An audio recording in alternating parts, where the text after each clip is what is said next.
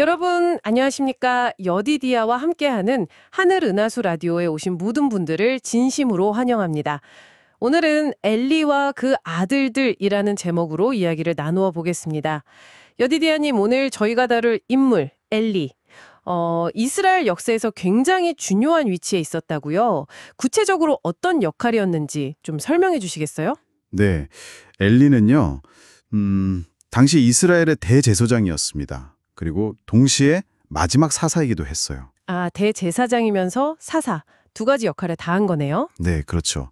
그러니까 종교적으로는 백성들을 대표해서 하나님께 나아가는 가장 높은 지도자였고요. 또 사법적으로는 뭐랄까 최고 재판관처럼 나라를 다스리는 역할까지 한 거죠. 와. 한마디로 하나님께서 세우신 지도자로서 백성 전체의 어떤 영적인 상태, 또 도덕적인 상태에 대해서 아주 큰 책임을 진 사람이었어요. 당연히 모든 백성에게 본보기가 되어야 했고요. 정말 막중한 책임인데요. 그런데 그렇게 중요한 위치에 있었던 엘리에게 좀 큰 실패가 있었다는 게 참 안타깝습니다. 특히 그게 자녀 문제였다고요? 맞아요. 엘리, 이 사람이 성품 자체는 굉장히 온화했던 것 같은데요. 그런데 그 온화함이 어쩌면 자녀 교육에서는 좀 약점이 되지 않았나 싶어요. 약점이요? 어떤 면에서요? 그러니까 아들들이 잘못된 행동을 하고 좀 나쁜 습관을 보이는 걸 알면서도 어릴 때부터 이걸 제대로 단호하게 바로잡아주질 못한 거죠. 하나님의 권위로 그들을 딱 제재했어야 했는데 그냥 뭐 좋은 게 좋은 거다 이런 식으로 좀 넘어간 거예요. 결국 나중에 하나님께서 엘리에게 직접 지적하셨어요. 네가 아들들을 나보다 더 중하게 여겼다 이렇게요. 아, 하나님보다 아들들을 더요? 네. 자녀를 향한 어떤 인간적인 애정이나 마음이 하나님의 어떤 공의로운 요구보다 앞섰던 거죠. 악을 보고도 그냥 묵인한 거니까요. 그 책임이 분명히 엘리에게 있었던 겁니다. 아버지의 그런 좀 방임적인 태도 속에서 자란 아들들, 이름이 홈니와 비느하스였죠. 네, 홈니와 비느하스. 이 아들들은 구체적으로 어떤 잘못들을 저질렀던 건가요? 아, 이들이 아버지의 뒤를 이어서 제사장 직분을 맡기는 했는데요. 정말 전혀 하나님을 경외하는 마음이 없었어요. 제사장이면서요? 네, 성소에서 매일같이 봉사를 하면서도 그 봉사의 의미나 그 장소의 거룩함 같은 걸 전혀 깨닫지 못하고 오히려 아주 불경스럽게 행동했죠. 대표적인 예가 하나 있는데요.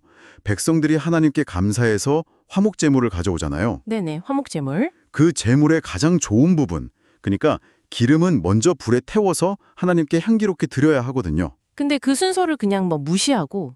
자기들 먹을 목 이상으로 그것도 제일 좋은 부위를 강제로 빼앗아간 거예요. 백성들한테서. 아니, 하나님께 드리기도 전에요? 그렇죠. 이건 단순히 식탐이 많다 이런 차원의 문제가 아니고요. 하나님께 드려야 할 제사를 완전히 멸시하고 자기들의 탐욕을 채운 거죠. 이건 정말 신성모독적인 행위였어요. 그뿐만이 아니에요. 심지어 성막 근처에서 아주 부도덕한 일을 저지르면서 그 거룩한 장소 자체를 더럽히기까지 했어요. 어휴, 제사장이라는 사람들이 어떻게 그럴 수가 있죠. 이걸 지켜본 백성들은 정말 충격이 컸겠는데요? 백성들의 신앙에는 어떤 영향을 미쳤을까요? 아, 영향이 정말 지대했죠. 어마어마했습니다. 백성들이 자기들의 영적 지도자라는 사람들이 저렇게 타락한 모습을 보니까 하나님께 드리는 그 제사 자체를 점점 가볍게 여기게 된 거예요. 성경 표현을 빌리자면 그대로 여호와의 제사를 멸시하게 된 거죠. 제사를 멸시하게 됐다. 네. 그리고 많은 사람들이 너무 실망하고 또 분노해서 아예 성소에 나오는 것 자체를 꺼리게 됐고요. 결국 이게 이스라엘 전체의 신앙심을 약화시키고 또 도덕적인 기준마저 무너뜨려서 사회 전반에 불경건함과 방탕함이 퍼지게 되는 아주 심각한 결과를 낳았습니다. 그러니까 지도자 한두 사람의 잘못된 본이 공동체 전체를 병들게 한 거죠. 정말 심각한 상황이었네요. 하나님께서는 이걸 어떻게 보고 계셨나요? 뭔가 조치를 취하셨겠죠. 네, 그럼요. 엘리가 아버지로서 또 대제사장으로서 그 책임을 다하지 못하니까 결국 하나님께서 직접 개입하셨습니다.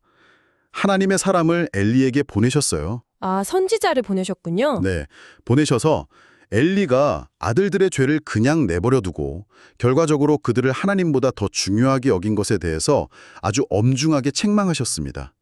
그리고 무서운 심판을 선언하셨죠. 엘리 가문이 이제 대제사장 직분에서 끊어질 것이고 아주 큰 재앙을 맞게 될 것이다. 이렇게요. 가문이 끊어진다는 심판이라니. 네. 이때 하나님께서 아주 중요한 원칙 하나를 딱 말씀해 주셨어요. 뭐냐면 나를 존중히 여기는 자를 내가 존중히 여기고 나를 멸시하는 자를 내가 경멸하리라. 아, 하나님의 기준은 정말 명확했습니다. 나를 존중히 여기는 자를 내가 존중히 여기고 나를 멸시하는 자를 내가 경멸하리라. 정말 마음 아픈 이야기지만 동시에 우리에게 많은 것을 생각하게 하는 것 같습니다. 여디디아님, 이 이야기를 통해서 오늘날 우리가 좀 붙잡아야 할 교훈은 무엇일까요? 네, 이 엘리와 아들들의 이야기는 오늘을 살아가는 우리 모두에게 특히 부모님들이나 또 교회 안에서 어떤 지도자적인 위치에 있는 사람들에게 정말 중요한 교훈을 준다고 생각해요. 우리가 책임지고 있는 자녀나 사람들, 이들을 하나님의 말씀으로 바르게 양육하고 또 혹시 잘못된 길로 가려고 할 때는 정말 단호하게 바로잡아주는 것이 얼마나 중요한가, 이걸 보여주죠. 네, 단호함이 중요하군요. 그렇죠. 엘리처럼 어떤 인간적인 정 때문에 혹은 사람들 평판이 두려워서 죄를 그냥 눈 감아주는 것. 이건 결국 하나님보다 사람을 더 중요하게 여기는 행위라는 거예요. 그리고 이런 타협은요, 개인뿐만 아니라 결국 공동체 전체에 불응을 가져올 수밖에 없다는 거죠. 공동체 전체예요? 네. 특히 이 이야기는 하나님의 이름과 관련된 일, 뭐 거룩한 직분이라든지 아니면 하나님께서 맡겨주신 사명 같은 것들, 이런 걸 가볍게 여기거나 함부로 남용하는 죄는 하나님께서 더욱 심각하게 다루신다는 것을 좀 기억하게 해요. 희생제사 제도, 그 구속의 계획을 멸시했던 엘리의 아들들처럼 우리도 혹시 지금 하나님의 은혜나 그 거룩한 부르심을 너무 당연하게, 너무 가볍게 여기고 있지는 않은지 좀 돌아봐야 합니다. 우리의 삶의 자리에서, 또 우리 가정 안에서, 그리고 우리가 속한 교회 공동체 안에서 무엇보다도 하나님을 가장 존중히 여기면서 신실하게 살아가는 것. 그것이야말로 우리 자신과 우리 공동체를 위한 가장 복되고 안전한 길이라는 것을 오늘 이 이야기를 통해 다시 한번 깊이 새기게 됩니다. 여러분, 오늘의 하늘 은하수 라디오 어떠셨나요?